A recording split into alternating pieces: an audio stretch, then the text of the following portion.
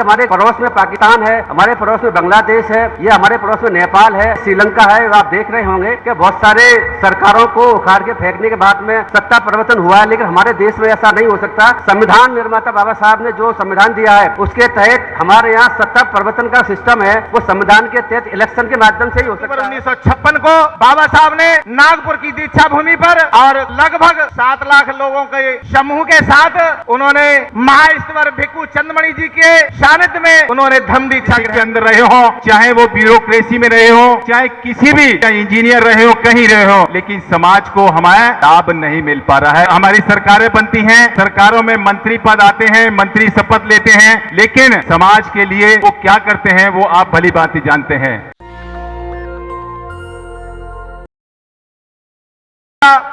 ये मेरी मजबूरी थी, लेकिन मैं हिंदू होकर मरूंगा नहीं। और तीसरा संकल्प तो उन्होंने पूरा ही कर दिया।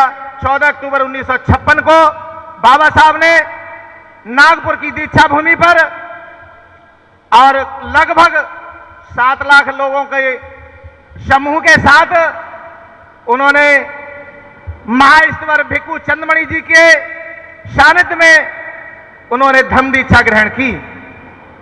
तो आज जैसे आप इस भीड़ में यहां इकट्ठे हुए हैं धम्म दीक्षा समारोह के उपलक्ष्य में, आज आप भी पीछे आपके कुर्सियों के पीछे वहां काउंटर लगा हुआ है, आप भी संकल्प लें कि हम भी आज ज्यादा से ज्यादा फॉर्म भर के और पंजीकरण कराएंगे और धम्म के लिए कार्य करेंगे और बुद्धिस्ट बनेंगे, बुद्धिस्ट रहेंगे, बुद्धिस्ट दिखेंगे और सभी कार्यक्रम अपने बौद्ध रीति संस्कारों से करेंगे। जब भी बाबा साहब का सपना साकार होगा, क्योंकि बाबा साहब ने जो सपने दिए थे आपको 22 बातें कही थी, उन 22 बातों पर ध्यान करते हुए आप बौद्ध धर्म को अंगीकार करेंगे, तभी आपका कल्याण का मार्ग बनेगा। बहुत बहुत साधुवाद। सभी ने सुना होगा और मैंने सुनाया। बहुत बहुत साधुवाद। मंगल हो, सभी का कल्याण हो। भवतु सब मंगलम रखंतु सब देवता सब बुद्धान भावे धम्मान भावे सदा सुखी। सबका मंगल हो, सबका कल्याण हो।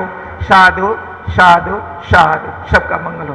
क्योंकि हमें बुद्ध ने आदेश जो दिया है हम उसी के हिसाब से काम करेंगे। बुद्ध ने आदेश दिया कि चर्त विक्र विचार कम बहुजन हिताय बहुजन सुखाय लोकान अनुकंपाय अथाय हिताय सुखाय देवान मनुष्यानम दशेत विक्र कल्याणम मध्य कल्याणम पर्योशानम कल्याणम केवलम परिपूर्णम ब्रह्मचर्य प्रकाशित।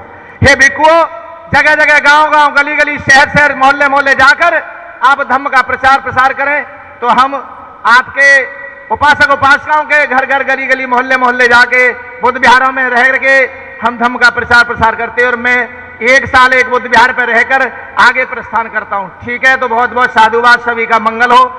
लेकिन उसके बाद भी आज जो हम ये देख रहे हैं कि बाबा साहब ने जो समाज के लिए किया, जो देश के लिए किया, इतने लोग हमारे चाहे वो राजनीतिक के अंदर रहे हो, चाहे वो ब्यूरोक्रेसी में रहे हो, चाहे किसी भी आप देखें, चाहे इंजीनियर रहे हो, कहीं रहे हो, लेकिन समाज को हमारा लाभ नहीं मिल पा रहा है। इसमें हमें प्रश्न चिन्ह देखना होगा।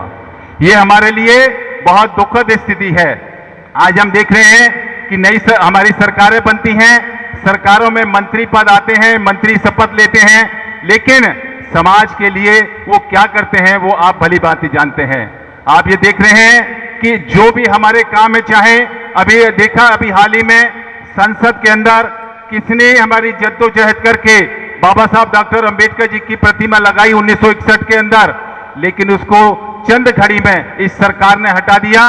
लेकिन उस सरकार में बैठे हमारे ही मंत्री, कैबिनेट मंत्री भी जब उनके पास जाने को हुआ तो उन्होंने तो यही कहा कि भी इसमें हम कुछ नहीं कर सकते।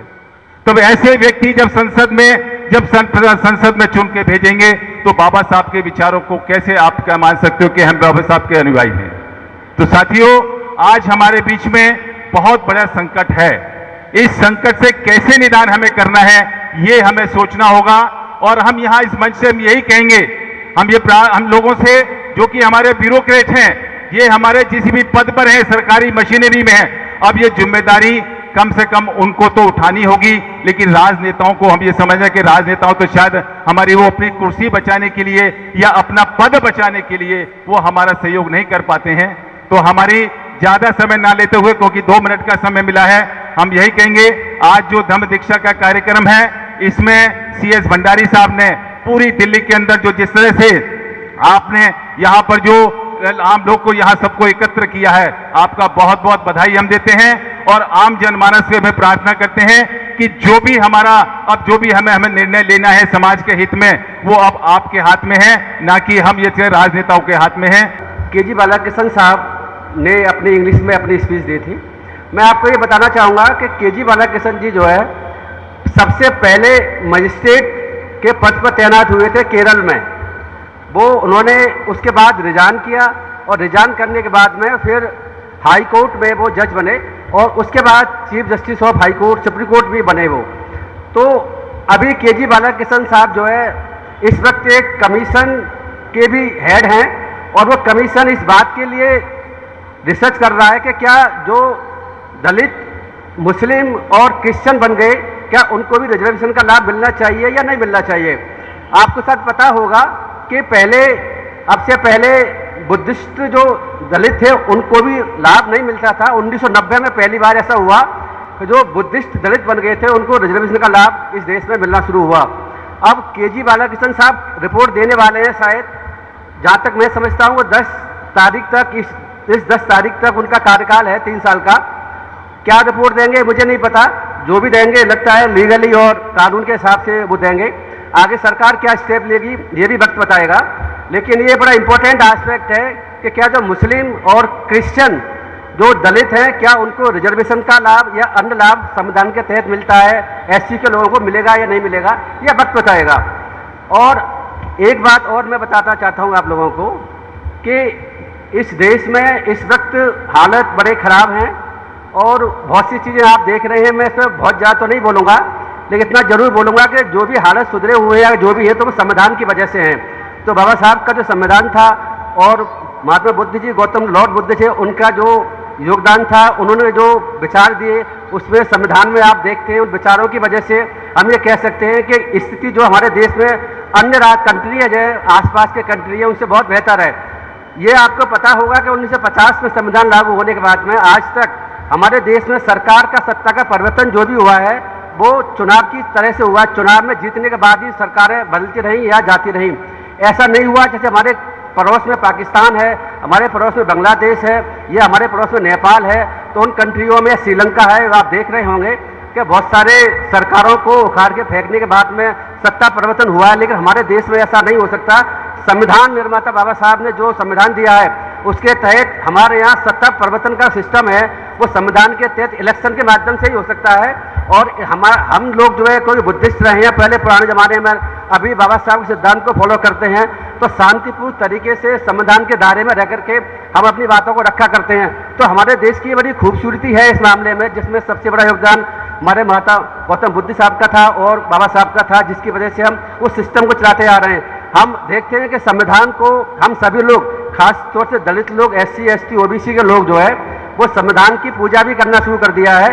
तो संविधान को हम इतना इंपॉर्टेंस देते हैं कि उसके अगेंस्ट जाना हम गवारा नहीं समझते, और ऐसा होना भी चाहिए। मैं आपको एक बात और बता दूं कि एक बार जब हम दिल्ली जुडिशियल अकेडमी में ट्रेनिंग चल रही थी, तो उस ट्रेनिंग में एक बहुत बड़े वक्ता आए थे इस देश के, मैं उनका नाम लेना नहीं चाहूँगा। तो उन्होंने एक बात कही थी, उन्होंने ये कहा कि इस देश में जो अहिंसा का सिस्टम है, जो अहिंसा हमारे देश के लोगों की नस नस में है, तो उसके पीछे सबसे बड़ा रीजन है, उनके हिसाब से था, महात्मा गांधी को बताया था। आज महात्मा गांधी जी की भी जयंती है और आज जो है शास्त्री जी की भी जयंती है। तो उस वक्त उनका कहना ये था कि इस देश में जो अहिंसा का सिद्धांत चल रहा है और हम लोग इतने हिंसा का सहारा नहीं लेते हैं, उसके पीछे रीजन है महात्मा गांधी का अहिंसा की पॉलिसी। तो मैंने उसी अकेडमी में उनको कंट्राडिक्ट किया, उनका विरोध किया, और मैंने कहा आप ये ठीक नहीं कह रहे हैं, आप पूरी बात नहीं बता रहे हैं। पूरी बात ये है कि गौतम बुद्ध साहब के समय और जैन धर्म, बुद्धिज्म जो अपनाया आज से करीब 2500 साल के आसपास पहले, उस वक्त से अहिंसा का सिद्धांत हमारे देश में चलता आ रहा है। उसके बाद बाबा साहब भी आए, उन्होंने अहिंसक तरीके से आंदोलन किया। इसके अलावा संविधान में जो व्यवस्था है अहिंसक तरीके से सरकारों को बदलने की, अहिंसक तरीके से जो भी कुछ सिस्टम कर सकते हैं करने की, उसका एक बहुत बड़ा हमारे देश में योगदान है। नेशनल दस्तक की आपसे गुजारिश है कि अगर इसको बचाना चाहते हैं तो नेशनल दस्तक को सब्सक्राइब करने के लिए रेड कलर के सब्सक्राइब बटन को दबाएं, फिर बेल आइकन की घंटी दबाएं। नेशनल दस्तक को बचाने के लिए बहुत जरूरी है कि हर खबर को शेयर करें, लाइक करें, कमेंट जरूर करें।